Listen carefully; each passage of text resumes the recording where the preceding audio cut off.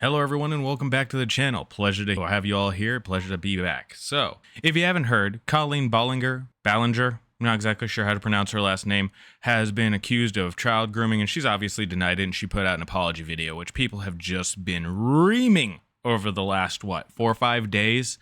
And rightly so. I've taken a look at it. We're going to take a look at it here in the video. It is garbage. It's an apology without apologizing, and we're just going to get to it when we get to it. But if you like the sound of my voice, you like the content you see here, you find something funny, either way, like, share, subscribe, and definitely leave your comment down in the comment section. I want to know what you all think, because, I don't know. There's been a lot of drama coming out, a lot of people exposed, a lot of allegations, and, I haven't necessarily seen the DMs myself, but from what I can tell, she's not handling this situation very well, and in fact, she's making it worse for herself regardless on if any of it's true or not, just simply because, well, have you ever heard of the phrase, "Thou doth protest too much"? That's how this comes off a little bit. But yeah, let's start the article. YouTuber Colleen Ballinger has denied child grooming allegations in a song. Here's how she became so controversial. By Angelica Silva, posted on Thursday, 29th of June, 2023. Who is Colleen?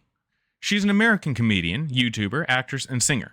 Ballinger is famous for her viral internet persona, Miranda Sings, whose channel launched on YouTube in 2008. It has more than 10 million subscribers. Red pants and comically overdrawn and red lipstick make up Miranda Sings' signature looks. Soaring to fame over the years, Ballinger had a 2-season Netflix series titled Haters Back Off from 2016 to 2017. And across her 3 channels, she has more than 22 million subscribers. And now, admittedly, I've never heard of these Netflix shows, and I was running around Netflix looking for anything to watch back in the day, and honestly, I might have came across this once, and you know what it's like. You run through Netflix, and you look at a title, and you're just like, I want nothing to do with this. This just looks boring. Now, is that paying actual credit to the show or its quality? No, but you get sold off of what you see at first and what you read as a description, and they didn't even get me with the little tile that they used to present the show, so I'm not even going to act like I know what went on in it. I wasn't interested at all, and I feel like that's kind of how the whole energy behind that show went anyway.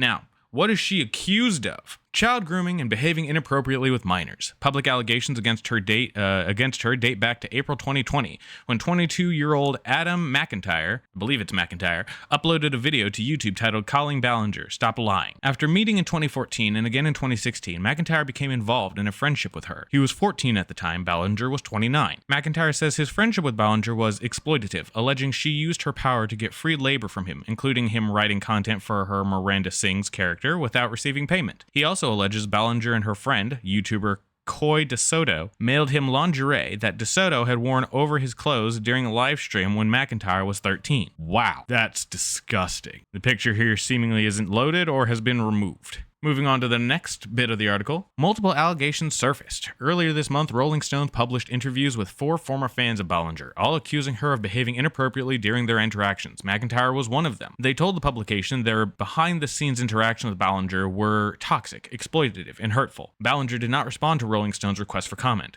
She did, however, respond to the 2020 allegations and apologize, leading to fans' forgiveness of her. But in recent weeks, publications like Time Magazine and HuffPost UK have published interviews with more former fans sharing their negative experiences with Ballinger. How did she respond to those allegations? In the form of a song. Ballinger posted a 10-minute video titled Hi, calling the allegations toxic gossip, all while playing the ukulele. She said her team advised her not to respond to the allegations, but they never told her she couldn't sing. In the video, the creator begins strumming a ukulele and singing about the toxic gossip train and how people made up rumors for clout. She references the allegations against her, saying, "Many years ago I used to message my fans, but not in a creepy way like a lot of you are trying to suggest. It was more of a loser kind of way where I was just trying to be besties with everybody." That was a quote from her song. Ballinger also says, "I'm not a groomer, I'm just a loser," adding that the only things she ever groomed are her cats. She admits some fault in her behavior with fans, singing, "There were times in the DMs when I would overshare details of my life, which were really weird of me." In quotes, it says beneath that, "I haven't done that for years, you see, because I changed my behavior and I took accountability," she sings. She goes on to saying, "I'm sure you're disappointed in my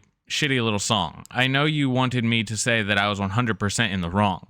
Well, I'm sorry I'm not going to take that route of admitting to lies and rumors that you made up for clout. Just over the halfway mark, Ballinger admits to making jokes in poor taste and dumb mistakes. She elaborates saying, "What is my intention to manipulate? No? What was the public's response? Ballinger's video racked up more than 3.7 million views in 24 hours. The response was swift and negative. Some Twitter users criticized her decisions to sing and play a ukulele, saying it minimized the allegations against her. Prominent YouTuber Tyler Oakley, who has featured in video with Ballinger in the past, uploaded a statement to Discord. In it, he names Ballinger along with other YouTubers who have faced criticism. Here's the tweet right here from Adam McIntyre, Tyler Oakley about Colleen Ballinger. In a Discord thread right here, it says, from Tyler Oakley, "Hi, at everyone. People have asked me to speak on YouTubers I've collaborated with in the past who have since been exposed for inappropriate behavior. I denounce grooming. I distance myself from unkind or toxic people. I hope for healing for those negatively impacted. These years, I feel distant from my YouTube life. So when the internet is discussing the behavior of Colleen Ballinger or Shane Dawson or Trisha Paytas or I Fiend Stars or Imes..." Would I be able to read this right now? No, I won't be able to read it because of Twitter's newest, implementation of if you don't have an account, you can't read our tweets. So fuck that. I'm not reading the rest of it. Sorry, folks. I love y'all. I really do, but I'm not reading that anymore. You got the gist of it. He denounces her behavior and he hopes for healing for the victims, which, good for him, because honestly, whether it be for PR reasons or actually he believes that, it's true. People need to heal. They need to have their traumas treated as a reality. They need to have their feelings acknowledged. And in a lot of instances where someone feels abused or attacked or traumatized, they need to have those feelings heard, and literally, depending as to how the other person responds, will dictate past that point if there's any resolution or closure for the person who is feeling that pain or that experience. In all honesty, if real accountability isn't held and a conversation can't be fostered that might allow people to heal or to see the damage they've done and truly understand it, then what is the point? There is none. That's what the whole issue with the fucking ukulele is.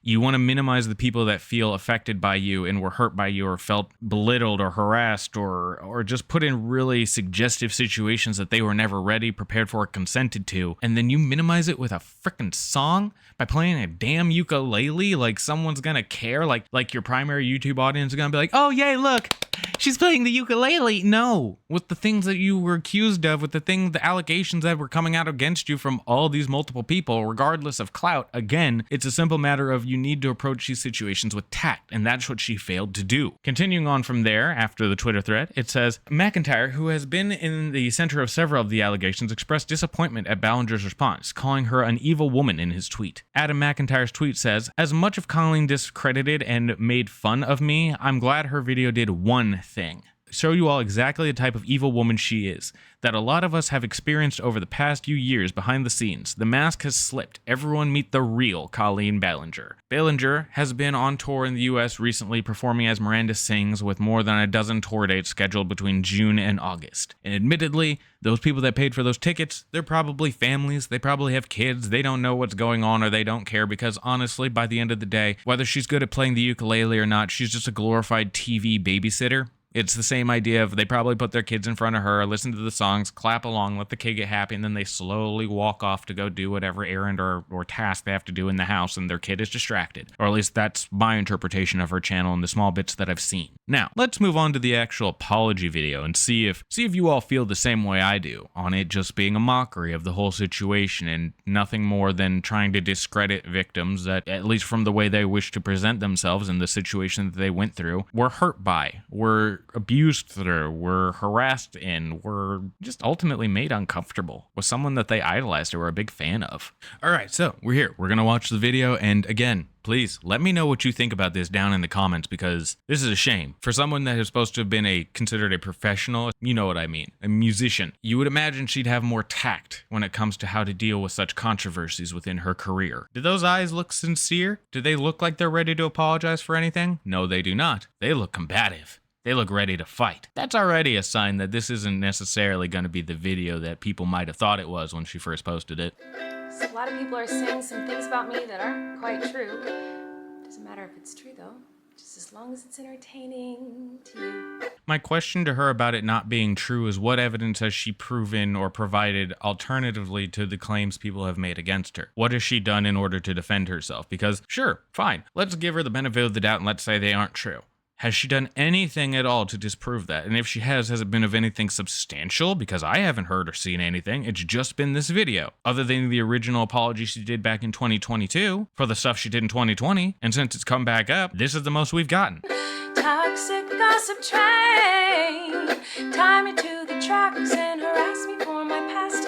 Cause rumors look like facts. If you don't mind the gaps, I won't survive in the crash. But hey, at least you're having fun.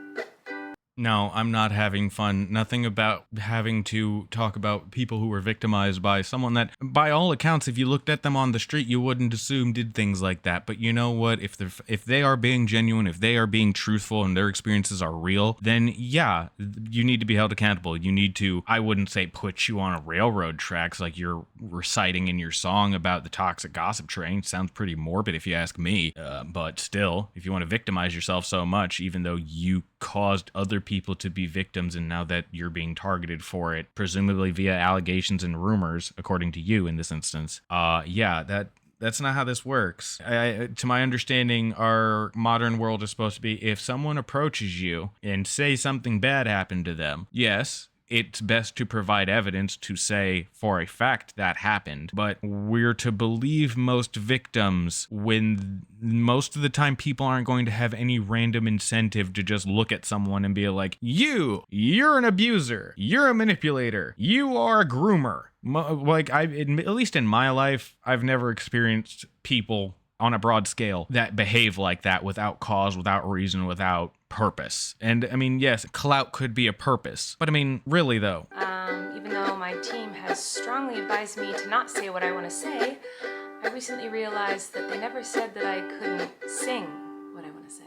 You should have taken your team's advice. Nothing about this makes you look like a better person or defends your stance really at all. And again, if you provide something that discredits what the allegations against you are, and it can be provable as definitive fact and or real standing evidence to state your case from, to prove that you did not groom or speak poorly to or mistreat these young human beings, these young adults, then fine. We will have to acknowledge the truth of that situation. I apologize for the fire truck going by. Very poor timing this morning. But yes, if she's able to provide anything to discredit these rumors and allegations, please do so that way you can clear your name and set the record straight. But until that moment comes, we have more people vouching for the fact of what they claim you did and it being similar to each other's experiences versus you, who in this current instance are not saying anything more than it is a toxic gossip train. And having watched this video, that doesn't change. We're going to continue playing this video for a little bit longer, at least till the 5-minute mark, but in truth, it doesn't change. Many years ago, I used to message my fans, but not in a creepy way like a lot of you are trying to suggest. It was more of a loser kind of way. It's kind of like when you go to like a family gathering, you know, and there's a weird aunt there, keeps coming up to you and going like, "Hey girl, what's the tea?" And you're like, "Ugh." That was me. Your weird aunt coming up to you and saying, "Hey girl, what's the tea?" is not the same as what is claimed against you. Not nearly. Your weird aunt that wants the tea is just your weird aunt that wants to talk about the recent rumors, conversations, and weird bits going on in the local neighborhood or in your social circles. Versus oversharing in your DMs, sending unrequested and inappropriate items through the mail, and overall treating a young individual, to be more respectful and more broad in that case, you were basically making them commit to free labor for you solely because they were a fan, and then with no accreditation nor support outside of what they were doing, and then as well via their claims grooming them and mistreating them. So sure, you could claim that you're going to set the record straight or provide facts or something like that, but where are they? What is the point of this song other than to try and argue what other people have said instead of actually try to take account for what other people have said? This is nothing but being combative.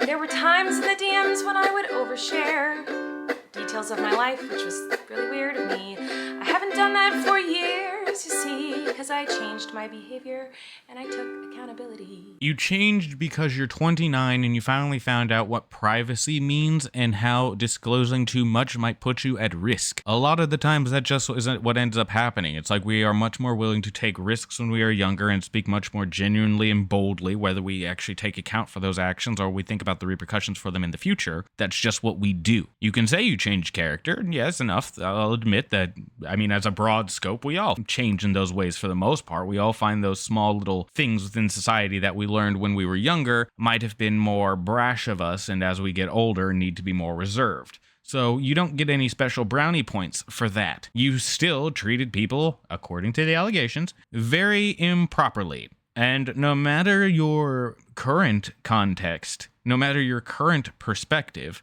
and although, yes, I believe people deserve the opportunity or the chance to change or to fix the wrongs that they had made, provided they are given the chance by those that they had wronged, I don't necessarily think that means that when you did something 5-6 years ago, that if someone wants to hold you accountable for it now and they would like an apology or for you to at least acknowledge it now, that they are in the wrong for doing that if you yourself hadn't personally reached out to try and make amends for this. You can't expect people to trust that you've grown or overcome anything if you aren't actually able to try to address that matter. Try to address the things that upset them. And even if it's not an easy conversation to be had, there's certain things within one's actions or one's behavior that they could represent towards that person, trying to show them a sense of goodwill. And I just don't see that out of her. I haven't seen that out of anything that Colleen here has done in this video or anything that I've read about this whole situation as abroad, including her original apology towards what happened in 2020 that they had discussed in the article previously. Toxic gossip train, hop on board but close your eyes, otherwise you'll realize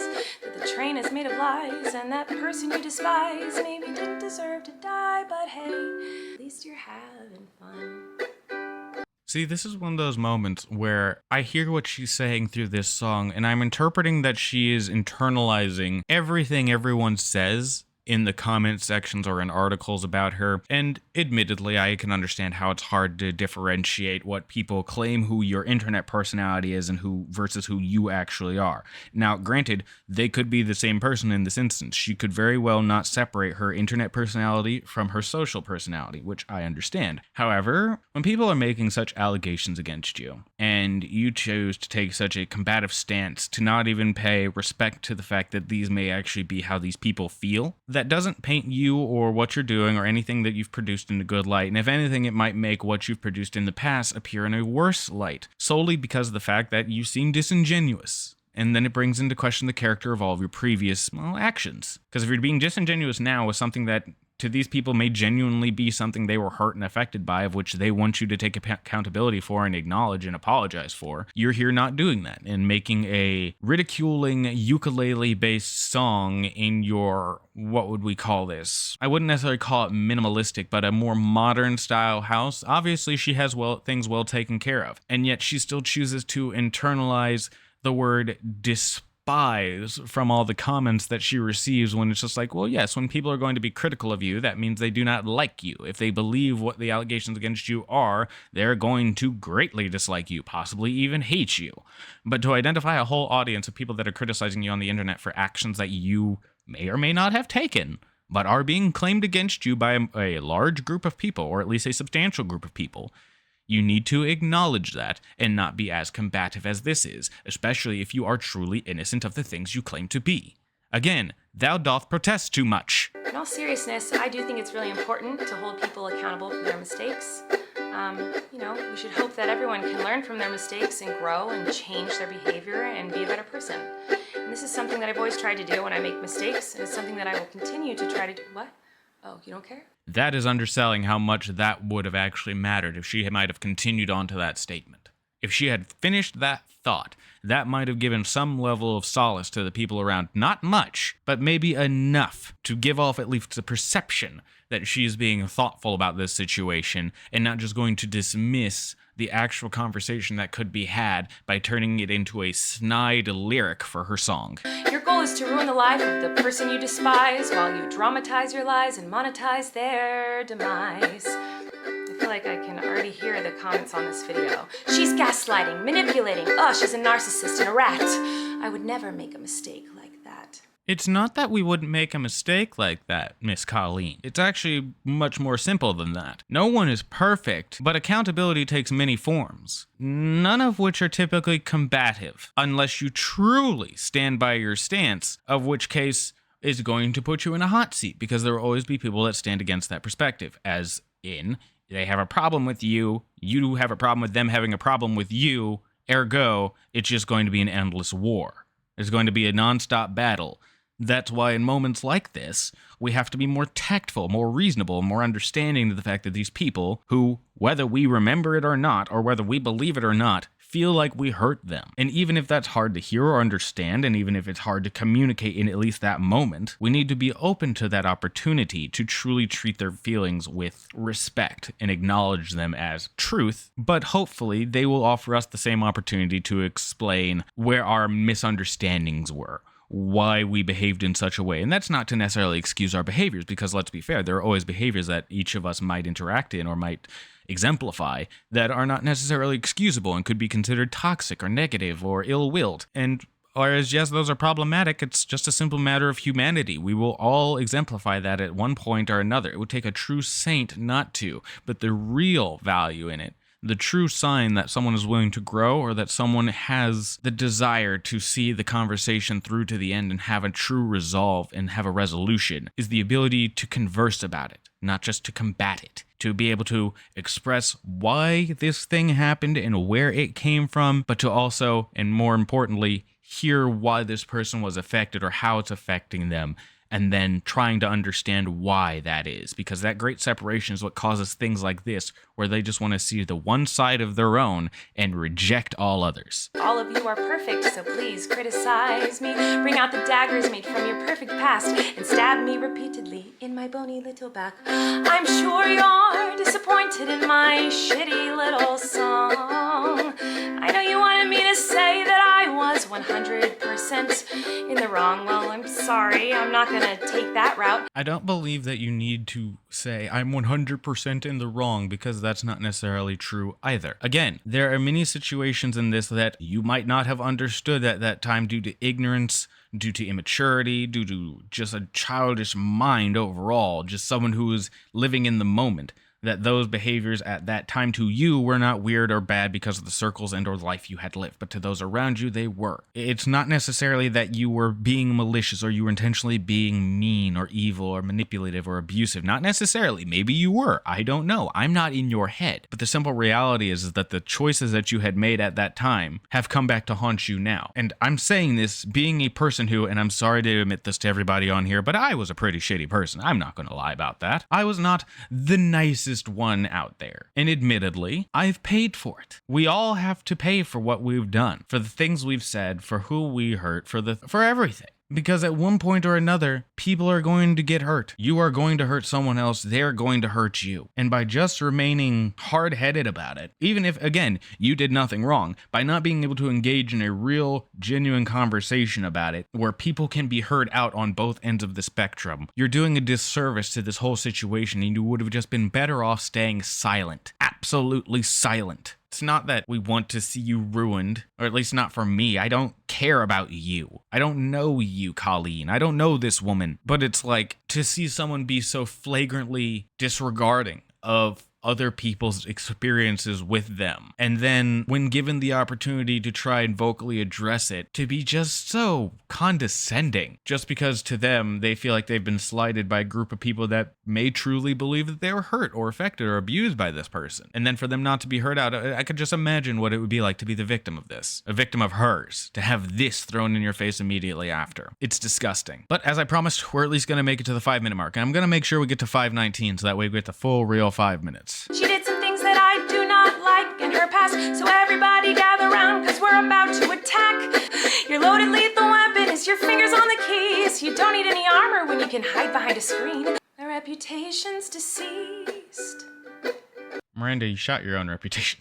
All right, like let's just say how it is. You shot your own reputation there because, again, social media wise, friends group wise, gaming wise, TV, all sorts of shit. I've personally never experienced someone's name just being randomly thrown in the grooming abuse ring. Not myself. I'm not going to say that it doesn't or hasn't ever happened. These are just experiences that I am unaware of that may have happened. And if they have, it is what it is, and I'm sorry to those people that were judged or held accountable for things that they truly had not done. But again, this is only under the inference that they provided evidence or proof that backed up the fact of, no, that is not what happened. But when evidence is slated against you and it keeps stacking up, you can say we're all coming for your reputation. You could say we're all trying to dogpile you and we're all just trying to do it for monetization. Or there are people who are out here just trying to make sure that those who need to be held accountable or performed poorly in a past that admittedly you decided to broadcast and there are records of because we live in a digital age. Yes, there are going to be people that hold you accountable for the behaviors you exemplified in the past. I've had it. You've had it. I'm sure anyone watching this video has had it or listening to my commentary, they have had it as well, whether it be in an extreme or minimized due to the nature of whatever it is that they had misbehaved within that nature, within that context, and the severity there within. So I don't know what you expect here. People are upset. You upset them. You've done nothing to console or deal with this anger, with this frustration, and seemingly have just made it worse. So yes, if your reputation has been shot or stabbed in the back or put on railroad tracks, as you so like to word it, it just kind of feels like the damsel tying herself to the tracks in this instance, not like anyone else has put you there. If the things that are alleged against you are true and as factual as the people claiming them believe them to be, it doesn't matter how weird you may have thought them to be. Those people were still poorly affected and wish for there to be true accountability, not a fucking ukulele. I also wanted to take a minute to talk about that girl Miranda Sings. You know the one. Yeah, her. She's PG-13. It says that on my website, and it's always been that way. And that's why you won't find my videos on the YouTube Kids app. I didn't realize it was my responsibility to decide what was appropriate for every kid to see. I've always relied on parents to decide if they're comfortable with their families watching my YouTube videos or coming to my live shows. Oh, cool. We actually made it past 5:19. So yeah, let's just finish off on that last point there. You are responsible. You are. No, I don't mean this to be mean necessarily, but as a fact, we as YouTubers are responsible. We choose the age demographics that we show our content to. And although, no, we aren't responsible for what parents choose to put in front of their children, we shouldn't be held accountable for that. This is true. We can't control other people, and I will agree to that. We are given all the statistics that show who our audiences are, where they are, what times they watch, and the general ages that they are, as well as gender if we so opt for that information. That data is available. You are responsible for what you produce. And if what you so happen to produce with that of the values and interests of a child, or what parents wish for their children to watch, then yes, in a messed up form of proxy, you are accountable for what you produce and who watches it, because you know who is watching your content. You know why, typically, they're going to be watching your content. If it's a music channel, they like your music. If your age ranges are between the ages of 5 to 12, you know it's because it reminds them of something either that they've seen on TV, like Dora the Explorer, Big Blue House, or Barney. I don't know what other kids shows are out. Those are the kids shows that I grew up on. And it's it will remind them of that. It will be reminiscent, it'll be similar to, and so they will magnetize towards it. Versus what I listen to, which is much more like alternative rock, metal, pop, obviously. I mean, not really pop. Metal is more the obvious one in my opinion, regardless. But it's there are certain genres that are more mature in nature, especially when it comes to their verbiage, the cadence of the song, the rhythm overall, the choice of instruments. And I'm sorry, but a ukulele, unless you're making music from the origin of which the ukulele comes from, and you're sticking to that general genre, and that's what it's supposed to be exemplified through, then yes, people might have an expectation about the things that you say, especially with, to my understanding, the character that you present yourself, Miranda Sings, is quite the loud character in the ways of which she presents herself, or the which you present yourself in that character, which of course is going to attract children. It is inevitable, and regardless on whether you thought it was or not, whether you think you are accountable for it or not, it is true. You know who your audience is. and you know what you produce. So whether you like it or not, in a fucked up sense of proxy, you are responsible for what they see as well. And before we finish today's video, I'd like to throw out a thank you to our one Patreon that we got this month. His name is Michael Martingano. I hope I'm pronouncing that right. Let me know down in the comments if I'm not. I hope you're listening, Michael. Thank you so much for being our first Patreon, or my first Patreon. It's just a me show right now, but I do truly appreciate you. And I can't wait to have more of you on the list so I can send a shout out to you as well and genuinely make the show better for y'all. Thank you again, and yeah, hope you have yourselves a great day. I'll talk to you later.